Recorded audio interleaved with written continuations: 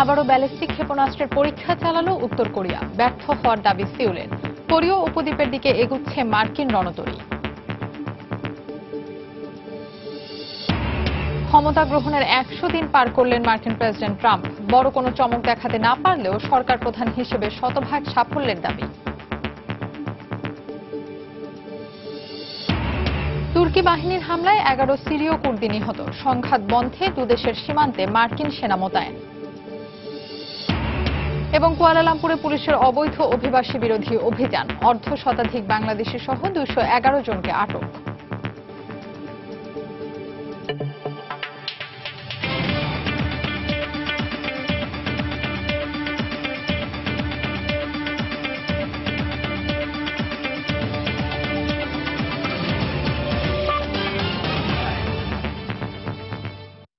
আন্তর্জাতিক সময়ের সঙ্গে আছি আমি ফাহমিদা মোটরসি।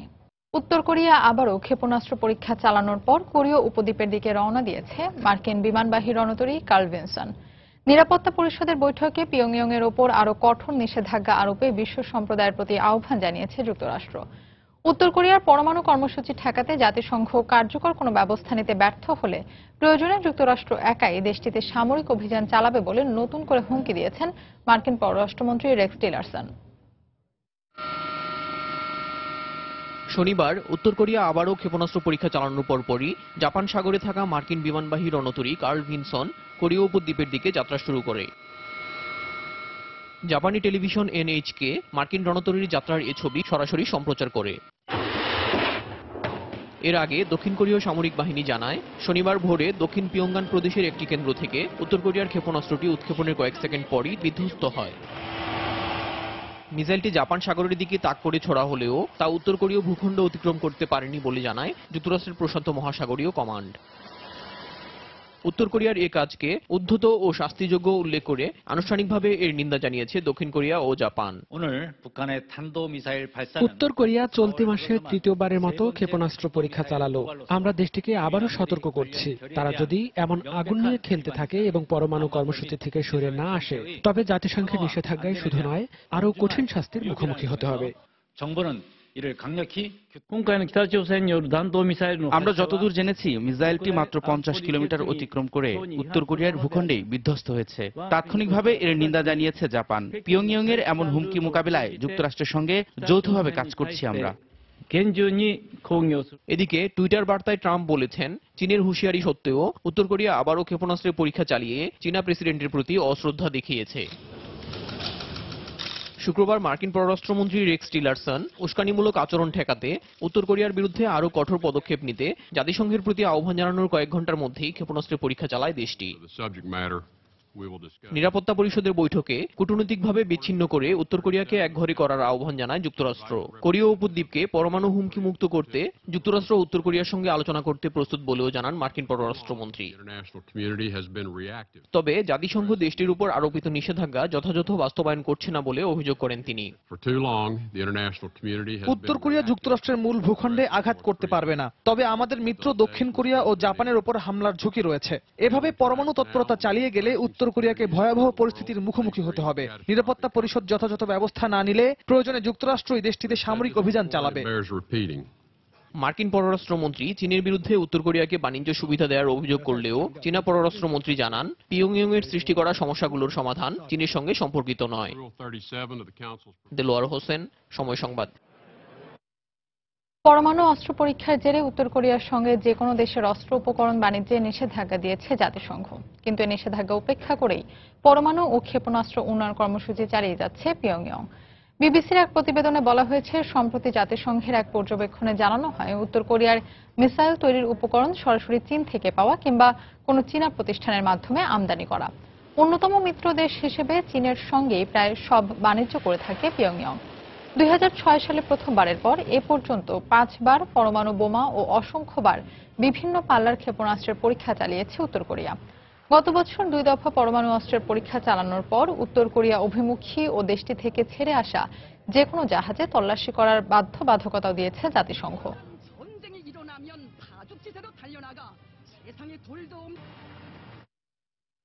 ক্ষমতা গ্রহণের 100 দিন পার করলেন মার্কিন প্রেসিডেন্ট ডোনাল্ড ট্রাম্প।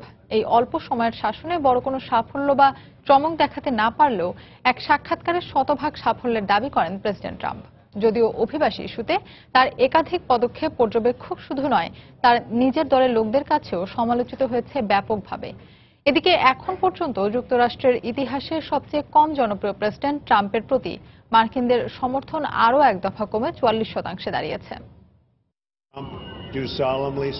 চলতি বছরের 20 জানুয়ারি বৃষ্টি ভেজা দিনে যুক্তরাষ্ট্রের 45তম প্রেসিডেন্ট হিসেবে শপথ নেন ডোনাল্ড ট্রাম্প। শপথের দিন জাতির উদ্দেশ্যে দেয়া ভাষণে ঐক্যের ডাক দিলেও ট্রাম্পের সেই আহ্বান ফাঁকা বলিতে পরিণত হয় তার গৃহীত বিভিন্ন পদক্ষেপে। হোয়াইট হাউসে 100 দিন পূর্তি উপলক্ষে বার্তা সংস্থা রয়টার্সকে দেয়া সাক্ষাৎকারে ট্রাম্প বলেন, অতীতের জীবনটাকে বড্ড অনুভব করছি। পরের সাপ্তাহিক বক্তৃতায় নিজেকে শতভাগ সফল দাবি করেন এই ধনকুবের।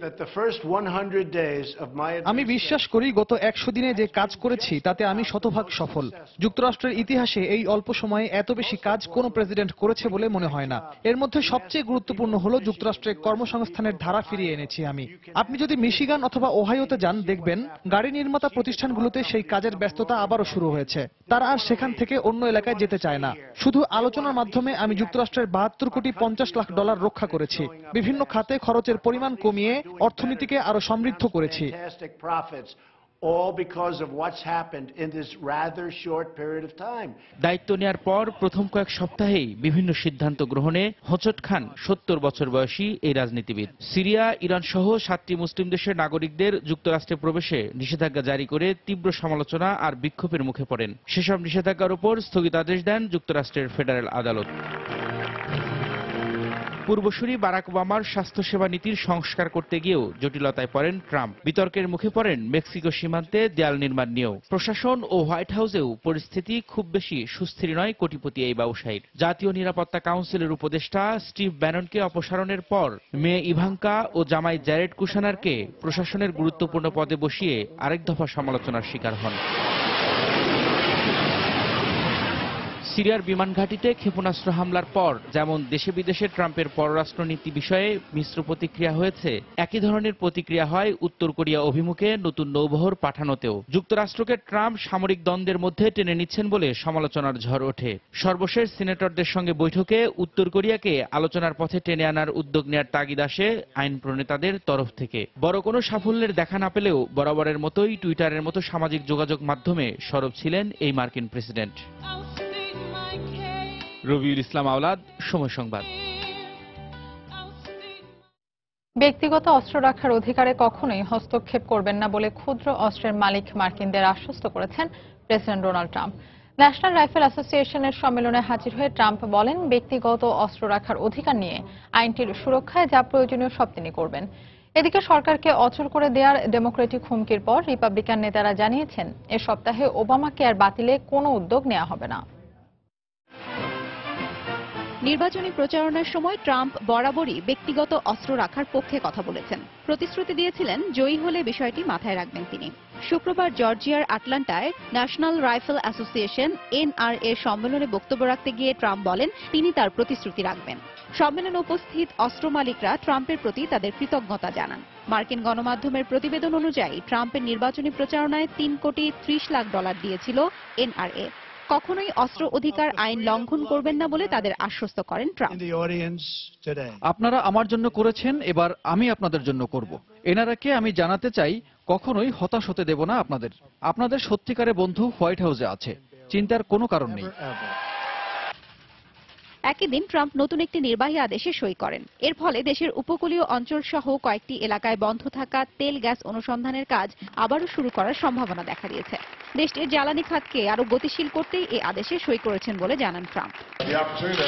এদিকে ক্ষমতা গ্রহণের 100 দিনের মধ্যেই সাবেক প্রেসিডেন্ট বারাক ওবামার স্বাস্থ্যনীতি ওবামা কেয়ার বাতিলের যে প্রতিশ্রুতি দিয়েছিলেন ট্রাম্প, তা রক্ষা করা দিন দিনই দুরূহ হয়ে পড়ছে তার ও তার দলের জন্য। এর আগে একবার কংগ্রেসে তোলার আগেই ওবামা কেয়ার সংশোধন বিল প্রত্যাহার করে নিতে হয়েছিল রিপাবলিকানদের। এবার ডেমোক্রেটরা দৈনন্দিন ব্যয় প্রস্তাব আটকে দিয়ে সরকার অচল করে দেওয়ার হুমকি দিলে আরও একবার পিছু হটে আসে রিপাবলিকানরা। জানানো হয় খুব সহসাই ওবামা কেয়ার বাতিল হবে না। হাফসাতুন্নেসা, সময় সংবাদ। আন্তর্জাতিক সময় আরো দেখবেন। ফিলিপিন্সের দক্ষিণাঞ্চলে 6.8 মাত্রার ভূমিকম্প, উপকূলীয় এলাকায় সুনামি সতর্কতা জারি। আবৃত্তিকার কাজী আরিফ যুক্তরাষ্ট্রের নিউ ইয়র্কে চিকিৎসাধীন অবস্থায় মারা গেছেন। স্থানীয় সময় শুক্রবার গভীর রাতে পরিবারের পক্ষ থেকে তার মৃত্যুর খবর জানানো হলেও হাসপাতাল কর্তৃপক্ষ আনুষ্ঠানিকভাবে এখনো কিছু জানায়নি। শনিবার স্থানীয় সময় সকালে হাসপাতাল থেকে আনুষ্ঠানিক ঘোষণা আসবে। কাজী আরিফের মৃত্যুর খবরে সাহিত্যপ্রেমীদের মধ্যে নেমে এসেছে শোকের ছায়া। নিউ ইয়র্ক থেকে বিস্তারিত জানিয়েছেন আমাদের প্রতিনিধি শিহাবুদ্দিন কিসলু। আবৃত্তিকার কাজী আরিফের অবস্থা বেশ কয়েকদিন ধরেই সংকটাপন্ন। গত 3 দিন আগে তার একটি ওপেন হার্ট সার্জারি হয় এই মাউন্ট সাইনাই সেন্ট লিউক হাসপাতালে, নিউ ইয়র্কের ম্যানহাটনের এই কলম্বিয়া হাইটসে। এরপর থেকেই তার শারীরিক অবস্থা নিয়ে নানা ধরনের কথা শোনা যাচ্ছিল এবং সামাজিক গণমাধ্যমেই রিপোর্ট প্রকাশিত হয়েছে। এবং আজকে তার মেয়ে আনুষা এবং তার কাজিন সোহেল তার যে পারিবারিক যেই কথোপকথন সামাজিক গণমাধ্যমে, তার ভিত্তিতেই আসলে বিভিন্ন সংবাদ মাধ্যমে ছড়িয়ে পড়ে যে কাজী আরিফ আমাদের মধ্যে আর নেই। যেহেতু চিকিৎসকরা আনুষ্ঠানিকভাবে কোনো কিছুই জানাননি, সুতরাং নিশ্চিত করে কিছুই বলা যাচ্ছে না। কাজী আরিফ বেশ কিছুদিন ধরেই নিউ ইয়র্কে ছিলেন এবং এর মধ্যে তিনি দেশেও গিয়েছিলেন। তার শারীরিক যে অবস্থা, সেই অবস্থায় ডাক্তাররা বলছিলেন যে তার অপারেশন প্রয়োজন, তবে তার অপারেশনের সাফল্যের সম্ভাবনা সেটি ক্ষীণ বিধায় তিনি আসলে অপারেশনে রাজি ছিলেন না। কিন্তু গত 5 দিন আগে হঠাৎ করেই তিনি এক আত্মীয়ের বাসায় গিয়ে সেখানে হঠাৎ অসুস্থ হয়ে পড়লে তাকে প্রথমে কনি আইল্যান্ডের ব্রুকডেল হাসপাতালে নেওয়া হয়।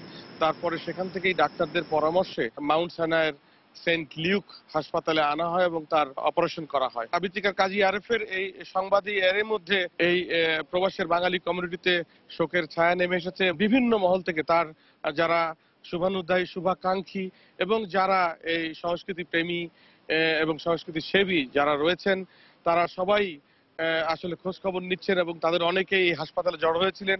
এবং কাজী আরিফ একজন সজ্জন ব্যক্তি হিসাবে সুপরিচিত ছিলেন। তিনি দীর্ঘদিন এই প্রবাসেও বসবাস করেছেন। শিহাবুদ্দিন কিসলু, সময় সংবাদ, ম্যানহাটেন, নিউ ইয়র্ক, যুক্তরাষ্ট্র। মালয়েশিয়ার কুয়ালালামপুরে পুলিশের অভিযানে বেশ কয়েকজন বাংলাদেশি সহ বিভিন্ন দেশের 211 অবৈধ অভিবাসীকে আটক করা হয়েছে। শুক্রবার রাতে কুয়ালালামপুরের প্যাভিলিয়ন মলে এই অভিযান চালানো হয়। আটককৃতদের মধ্যে অর্ধশতাধিক বাংলাদেশ অভিবাসী রয়েছে বলে জানিয়েছে কর্তৃপক্ষ। তাদের বিরুদ্ধে জাল ভিসা ব্যবহারের পাশাপাশি অবৈধভাবে মালয়েশিয়ায় অবস্থান সহ বিভিন্ন অভিযোগ আনা হয়েছে। মালয়েশিয়া ইমিগ্রেশন কর্তৃপক্ষ জানায়, যাদের চাকরির মেয়াদ শেষ হয়ে গেছে তাদের নিয়োগের চুক্তি নবায়নের সুযোগ দিতে চলতি বছরের 15 ফেব্রুয়ারি আবেদন নেওয়া শুরু হয়। কিন্তু এই প্রকল্পে মাত্র 20% শ্রমিক নিবন্ধন করলেও এখনো প্রায় 80% অবৈধ বিদেশি শ্রমিক নিবন্ধন করেনি।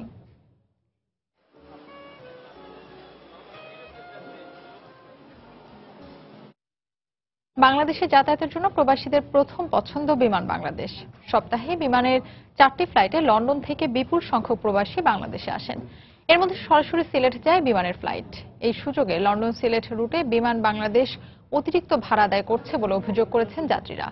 অভিযোগ স্বীকার করে জুলাই থেকে নতুন ভাড়া নির্ধারণের কথা জানিয়েছে কর্তৃপক্ষ। তানভীর হাসানের ক্যামেরায় আরো জানাচ্ছেন লন্ডন প্রতিনিধি শোয়েব কবির। ঢাকা লন্ডন রুটের প্রায় 90% যাত্রী সিলেটের। তাদের সুবিধার কথা মাথায় রেখে লন্ডন সিলেট রুটে একমাত্র ফ্লাইট পরিচালনা করে আসছে বিমান বাংলাদেশ এয়ারলাইন্স। আর এই সুযোগ কাজে লাগিয়ে অন্যান্য এয়ারলাইন্সের তুলনায় বেশি ভাড়া নির্ধারণ করছে বিমান কর্তৃপক্ষ। অন্যান্য এয়ারলাইন্সের ফ্লাইটের ঢাকা প্রাইস 300 350 তো পেয়ে গেছে, এখানে 450 550 আমরা বিমানের কাস্টমার দিন দিন লস করতেছি। এখন যেখানে আমার এই এপ্রিল মাসে আমি প্রায় 700 টিকিট সেল করেছিলাম লাস্ট ইয়ারে, আজকে আমি দেখেছি 240টা টিকিট সেল করেছি। বিমানের ভাড়া বেশি হওয়ায় অনেক যাত্রী বাংলাদেশে যাতায়াতের জন্য বেছে নিচ্ছেন বিদেশি এয়ারলাইন্সগুলোকে। বিমানের প্রাইসটা সবসময় বেশি থাকে। মনে করেন আমার ফ্যামিলির 6 জন আছে, 6 জন নিয়ে বিমানে আমরা ফেয়ারটা এফোর্ড করা যায় না। আমরা বিমানে যাওয়ার জন্য আগ্রহী, কিন্তু বিমানে যে যাব এখানে আপনার টিকিটের দাম বেশি। বিমানে যে আপনার প্রাইস অন্য এয়ারলাইন্সটা কি 200-300 গুণ বলুন থাকে, এর লাগে আমরা অন্য এয়ারলাইন্সে যাই। অতিরিক্ত ভাড়া আদায়ের অভিযোগ স্বীকার করে আগামী জুলাই মাস থেকে নতুন ভাড়া নির্ধারণের কথা জানালেন বিমানের ইউকে কান্ট্রি ম্যানেজার। সিলেটে আমরা যে অতিরিক্ত ল্যান্ডিংটা দিচ্ছি, এটা কিন্তু সিলেটি প্যাসেঞ্জারদের সুবিধার্থে আমরা ল্যান্ডিংটা দিচ্ছি। সিলেট কিন্তু অ্যাকচুয়ালি আমার বেজ না। আমার বেস কিন্তু ঢাকা। তো অতিরিক্ত যে ল্যান্ডিং খরচটা হচ্ছে এটা কিন্তু সিলেটি প্যাসেঞ্জারদেরকে সরাসরি তাদের গন্তব্যস্থানে পৌঁছে দেওয়ার জন্য অতিরিক্ত সেবা আমরা প্রদান করছি। সেই জন্য এই যে অতিরিক্ত ল্যান্ডিং যে চার্জটার কারণে আমরা সিলেটের ভাড়া কিছুটা বেশি রেখেছি। অন্যান্য এয়ারলাইন্সের ভাড়ার সঙ্গে সামঞ্জস্য রেখে বিমানের ভাড়া নির্ধারণ করলে এই রুটে যাত্রী সংখ্যা বাড়বে বলে মনে করছেন অনেকে। 1972 সালে 4 মার্চ লন্ডন প্রবাসীদের নিজস্ব অর্থায়নে ভাড়া করা বোয়িং 707 বিমানের মাধ্যমে লন্ডন থেকে 179 জন যাত্রী নিয়ে ঢাকায় অবতরণের মাধ্যমে যাত্রা শুরু হয় বিমান বাংলাদেশ এয়ারলাইন্সের। শিডিউল বিপর্যয়, গ্রাহক ভোগান্তি সহ নানা সমস্যায় জর্জরিত থাকার পরও প্রবাসীদের বাংলাদেশে যাওয়ার ক্ষেত্রে এই বিমানেই প্রথম পছন্দ। শোয়েব কবির, সময় সংবাদ, লন্ডন। কাতারের রাজধানী দোহার সেরা পর্যটন স্পট আল কুর্নিশ। আরব সাগরের নির্মল বাতাস স্নিগ্ধতা ছড়ায় পর্যটকদের মধ্যে।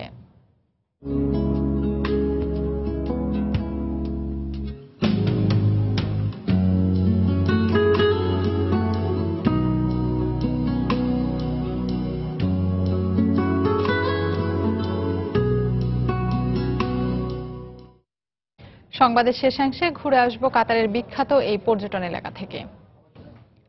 ফিলিপিন্সের দক্ষিণাঞ্চলীয় মিন্দানাও দ্বীপে 6.8 মাত্রার ভূমিকম্প আঘাত হেনেছে।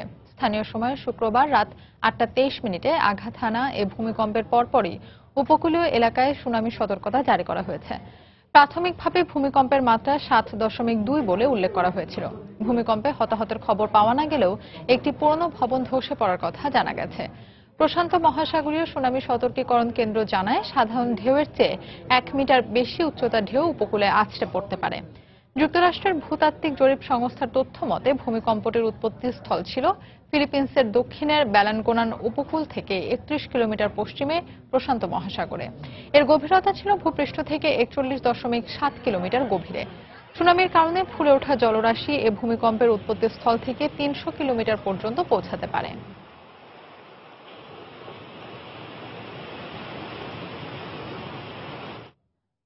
আন্তর্জাতিক সময় আরো যা দেখবেন।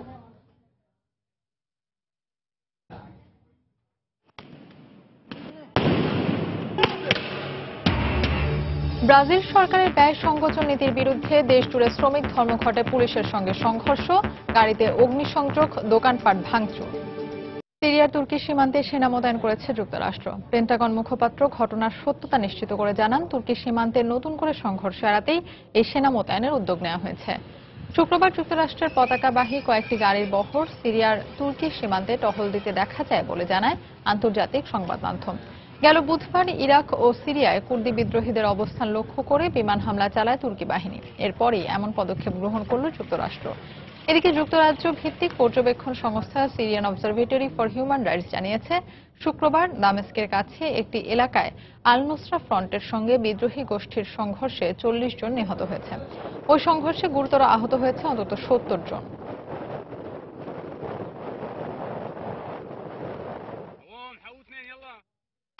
ইরাকের বাগদাদে আত্মঘাতী গাড়ি বোমা বিস্ফোরণে 4 জন নিহত হয়েছে। এছাড়া আহত হয়েছে আরো 5 জন। বোমা বিস্ফোরণের পরপরই নিজস্ব গণমাধ্যমে এর দায় স্বীকার করে জঙ্গি গোষ্ঠী আইএস। স্থানীয় সময় শুক্রবার রাতে দজলা নদীর নিকটবর্তী একটি স্টেশনের বাইরে এই হামলা চালানো হয়। এতে ঘটনাস্থলেই 4 ট্রাফিক পুলিশ নিহত হয়। খবর পেয়ে দুর্ঘটনাস্থলে দমকল কর্মীরা পৌঁছায়। আহতদের মধ্যে বেশ কয়েকজনের অবস্থা আশঙ্কাজনক বলে জানায় হাসপাতাল কর্তৃপক্ষ।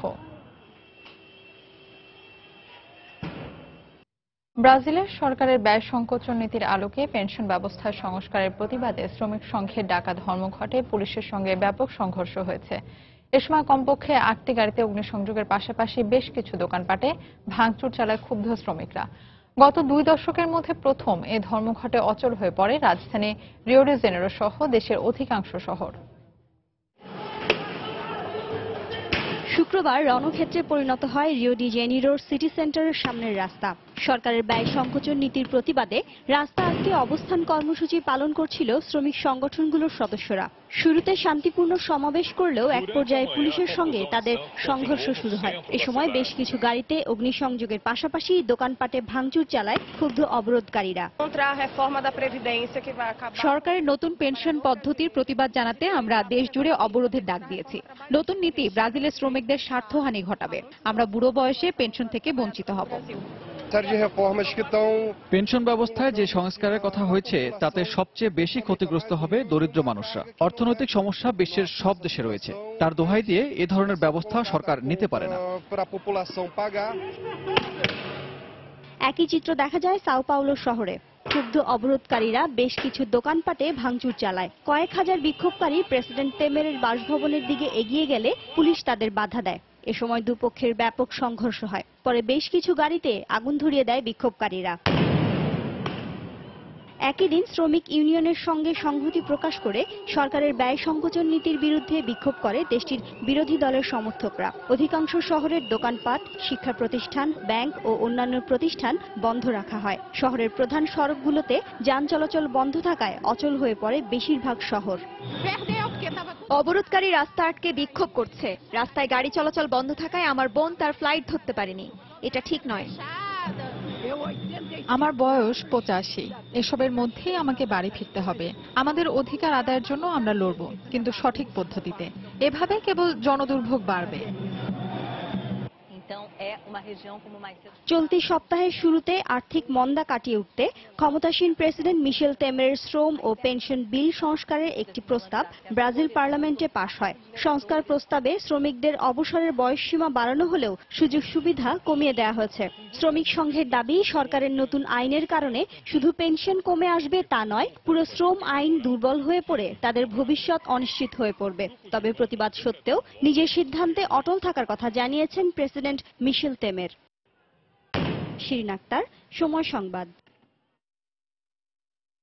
ইসরায়েলি বাহিনীর হামলায় অন্তত 60 জন ফিলিস্তিনি আহত হয়েছেন। শুক্রবার পশ্চিম তীর সহ বেশ কয়েকটি জায়গায় বিক্ষোভ করে ফিলিস্তিনিরা। এ সময় ইসরায়েলি সেনাবাহিনী তাদের বাধা দিলে সংঘর্ষ শুরু হয়। পরে বিক্ষোভকারীদের ছত্রভঙ্গ করতে ইসরায়েলি সেনারা গ্রেনেড ও বুলেট নিক্ষেপ করে। ইসরায়েলের কারাগারে বন্দী ফিলিস্তিনি নাগরিকদের মুক্তি ও অবৈধ স্থাপনা নির্মাণ বন্ধের দাবিতে বিক্ষোভ করে আসছে ফিলিস্তিনের সাধারণ মানুষ। চলতি মাসেই 1500 জন ফিলিস্তিনিকে ইসরায়েলি কারাগারে বন্দী করা হয়। এদিকে পূর্ব জেরুজালেমে 15,000 ইহুদি বসতি নির্মাণের পরিকল্পনা করছে ইসরায়েল। দেশটির আবাসন মন্ত্রণালয় শুক্রবার এ কথা জানায়।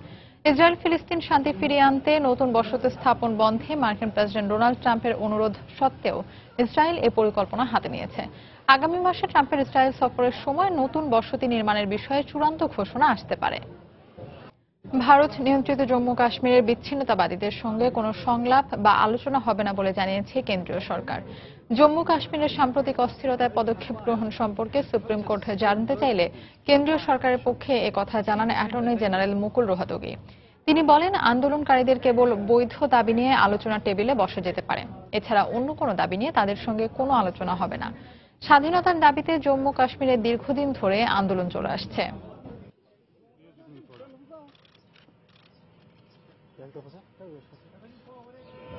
রাশিয়ার সাইবেরিয়ায় ভয়াবহ দাবানল ছড়িয়ে পড়েছে। শুক্রবার শুরু হওয়া দাবানলে পুড়ে গেছে ইরকুটস্ক অঞ্চলের পুরো একটি গ্রামের প্রায় 100 ঘরবাড়ি। সরিয়ে নেওয়া হয়েছে সেখানকার 400-র বেশি বাসিন্দাকে। তবে এতে প্রাণহানির কোনো খবর পাওয়া যায়নি বলে জানিয়েছে কর্তৃপক্ষ। আগুন নিয়ন্ত্রণে কাজ করছে ফায়ার সার্ভিসের কর্মীরা। তবে প্রচন্ড বাতাসের কারণে আগুন নিয়ন্ত্রণে হিমশিম খাচ্ছে তারা। এর মধ্যে পরিস্থিতি মোকাবেলায় এলাকাটিতে জরুরি অবস্থা জারি করেছে সংশ্লিষ্ট কর্তৃপক্ষ। আল কুর্নিশ কাতারের রাজধানী দোহার সেরা পর্যটন স্পট।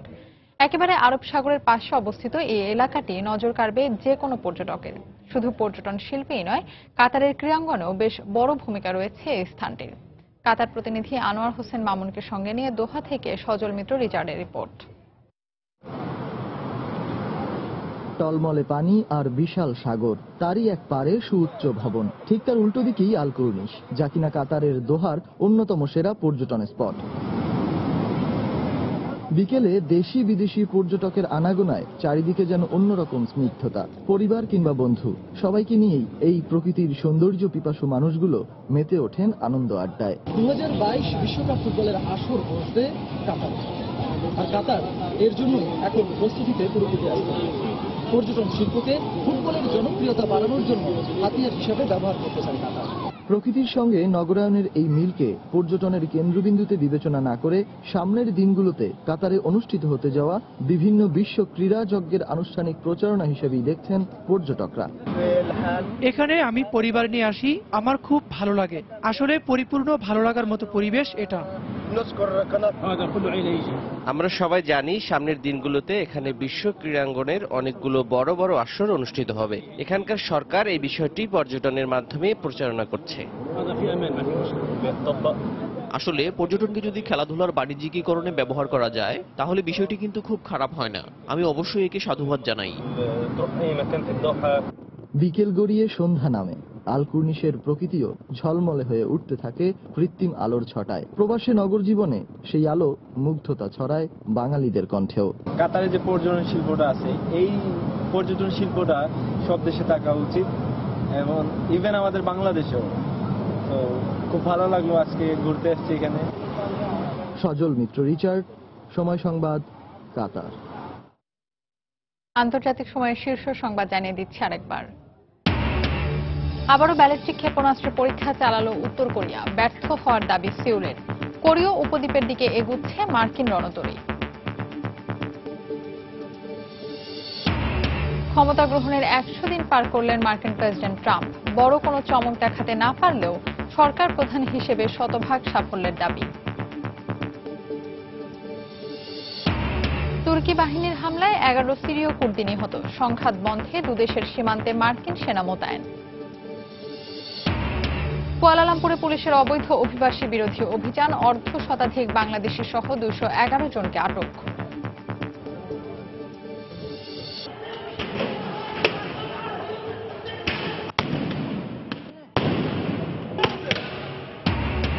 ব্রাজিল সরকারের ব্যয় সংকোচন নীতির বিরুদ্ধে দেশ জুড়ে শ্রমিক ধর্মঘটে পুলিশের সঙ্গে সংঘর্ষ, গাড়িতে অগ্নিসংযোগ, দোকানপাট ভাঙচুর। এই ছিল আন্তর্জাতিক সময়। যে কোনো খবর পেতে ভিজিট করুন সময় নিউজ.টিভি। সঙ্গে থাকুন সময়।